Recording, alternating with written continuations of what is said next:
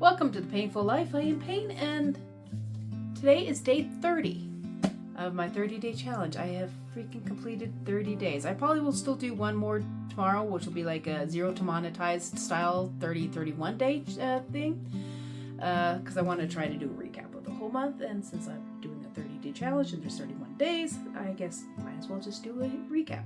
But today I'm going to be reading the prologue to my mom's book. This is called Memories of Yesterday. By Janice Wolfenden Terrell, and I think you can actually still find this thing on Amazon. Sometimes it takes a couple tries to get the right one up. The book was actually, this was well, of course, it was written by my mom, but the picture was actually drawn by my cousin, Brett. So it was a beautiful picture, and this is of my grandma Lexi and my grandpa Terrell. And so I'm just going to do the prologue. This is like a big freaking book. And I am not the best reader in the world because I have a tendency to have like verbal dyslexia. So I'll think one word and another word will come out. So if you ever watch any of my videos, you've probably noticed that. Sometimes I'll say something and the word doesn't quite match what I need to say. So that's always fun reading. But I'm going to read this. I actually read her prologue in her funeral. She passed away actually 6 years ago today. Like 15 minutes before Halloween. She passed away from, I think it was Lou Gehrig's. It could have been dementia, but she had water on the brain. And that's the reason it came off the road, is because she had a stroke. And she kept going to the doctors and asking, say, there's something wrong. And the doctors saying, oh, it's your medication, because she's bipolar. And a lot of the symptoms she had was the same symptoms that you would get through some of these medications.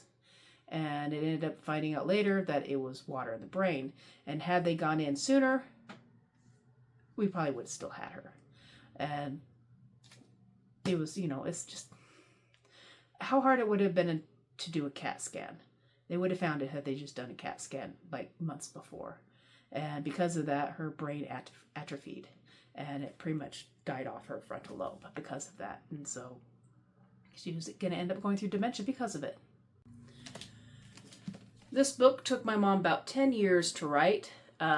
She started writing, and every time she'd write it was usually when she was having a manic episode. And that's when she'd do a lot of her writing. And all of her story writing, too. She wrote some really cute stories, and she'd come up with stuff.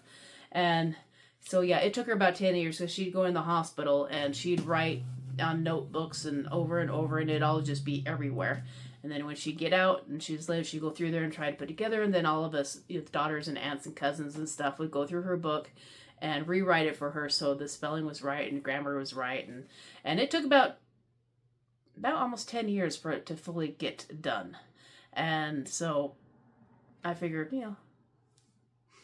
on the anniversary of her death, I figure I will read the prologue to her book, and I hope you enjoy it. It's not a bid for you to go out and buy it, but if you would like to, it is. I have found it on Amazon.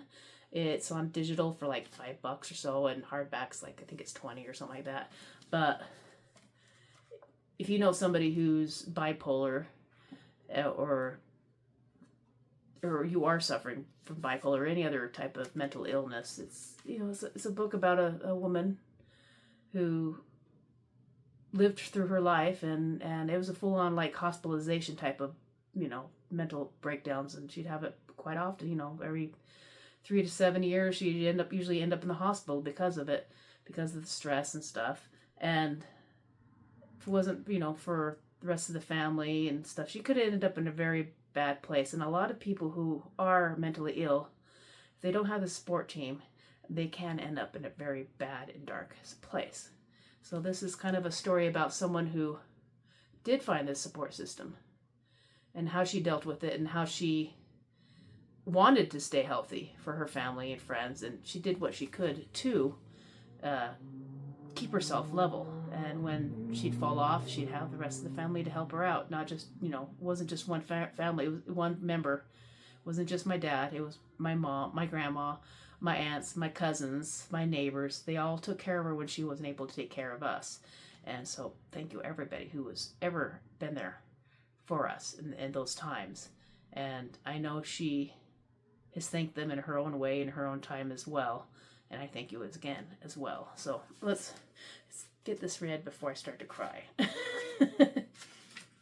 Now, this is just a quick snippet because I did actually try reading some more of this and record it, and it's just, I am not a good reader, and I have a hard time. I don't want the video to be like 30 hours.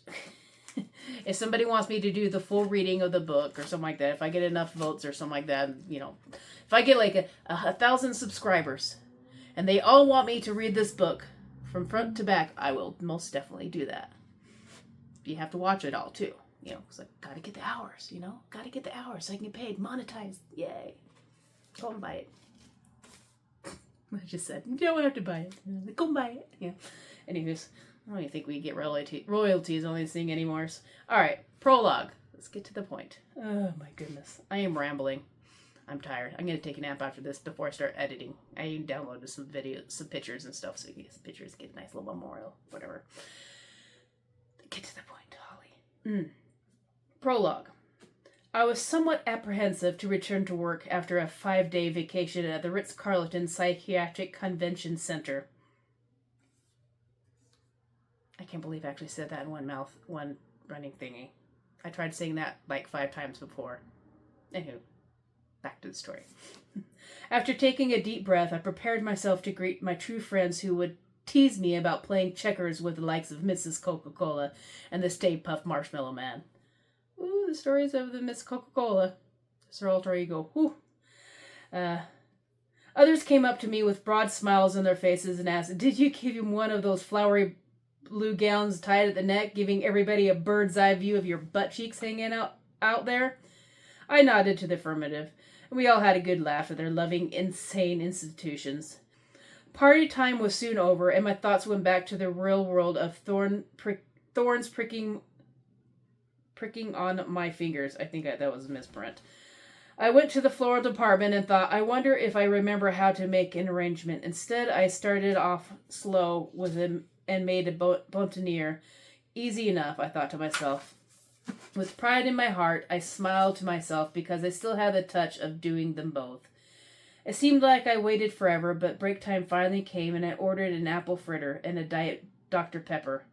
Yeah, you're right, that makes no sense. But I'd eaten that combination on my breaks for the past 21 years in the grocery business, and had a waistline to prove it. I was heading back to the break room when a familiar feeling came over me, and I saw myself in the eyes of another. I don't know why I slipped into the isolated booth in the store's small dining area. Across me was a very young and frightened woman, sipping on a cup of coffee. She had tears streaming down her cheeks and looked rather startled at my appearance. But I had a feeling she was waiting for me. Although there was no formal introduction, words came freely between us. She spoke of her fears and frustrations, and as she spoke, I listened, and as I listened, my own struggles flashed before my eyes. We spoke candidly of her darkest secrets, one of sanity. I told the young woman that if she looked into my eyes, she would see the healing powers within her. She cried uncontrollably, covering her face for a short while, when I asked again, "What do you see in my eyes?" Without hesitation, the woman said, "I see my reflection." I smiled as I told my new friend that healing comes when you start believing in yourself, and as I watched her, I recognized myself and was somewhat frightened for her. You see, it is sad to lose yourself, your family, and blame God for an illness that you have no control over. Oh my God, I promised I wasn't. Every time it's always this part too. I just put my makeup on too. I felt something brush up against my feet. I peeked under to discover a fair-haired boy of all of 3 years old. I was introduced to the young woman's child as she cradled him in her arms and sucked on his thumb, only to disappear as quickly as he had appeared. I smiled as I peeked under the table and saw an all too familiar world of a childhood imagination. I thought back to the time when my girls were young. Like this boy, they were real victims of this cruel illness. We sat at the corner booth for a long time, and the young woman began to weep again. Why would God do this to me? Mine flashed back in time once more. She took another sip of her coffee, and we spoke of her son. As she spoke of him, she smiled with her eyes, and a calm came over her. We spoke of our lives and the roads we had chosen to take. As one living with mental illness, my advice to her that day was healing begins when you believe in yourself. To this very day, our paths have never crossed again. I have no idea what struggles faced this young woman. All I know for sure is when we talked, she eased my troubles for a while by focusing on her own. I guess that's what life is all about. John, my husband of 45 years, has been there with me every step of the way. If not for him, things could have turned out very differently. I could have lost my life, my family, and my sanity, and my faith in God. I guess that's what life is all about. John, my husband of 45 years, has been there with me every step of the way. If not for him, things could have turned out very differently. I could have lost my life, my family, and my sanity, and my faith in God. Through it all, there had been one constant in my life. When we spoke of marriage vows, nothing was said of until death does us part. What we said was from time and all eternity. On my darkest days, John would say, "Honey, you just have to get better soon because we vow to love each other forever." And forever is a very long time. I'm just going to try to keep it short and sweet today. Because I am tired. And I'm going to probably sit down later and read this book as well, since it is, I want to start her book again. But thank you for joining me on this adventure of this 30-day challenge. I can't believe that it's been 30 days. And I've made so many new friends out there, and I'm continuously making and talking to new people out there, and it's honestly wonderful. And so far I'm small enough that I don't really have to worry about any of those, other people have to deal with the trolls and that type of stuff, which is freaking awesome. I'm hoping I'll get big enough that I will have to deal with them. But so far, everybody has been really, really great and cheering me on, and I really appreciate everything. I'll probably do another video after my monetization of what I learned about this 30-day challenge type of thing. But I'll probably I'll probably take 2 or 3 days off and then actually write it down and get a chance to actually, write a good thing down instead of trying to come up with the last minute like I have been almost this whole month. I do have a couple times where I was able to pre-plan some of this, but the most of this channel has been kind of trying to come up with ideas at the last minute type of thing, and which is kind of good because it keeps your brain active and makes you actually think of everyday life and what you can do and what you can film and that type of stuff. But it is tough doing these things every single day, especially when you're doing more than one channel, or you're doing like me, I was starting a new job, so there's a lot of new learning experiences and stuff, and it's been exhausting, but it has also been very rewarding. So thank you again for joining me. I will see you in the next one. Love you all. Bye.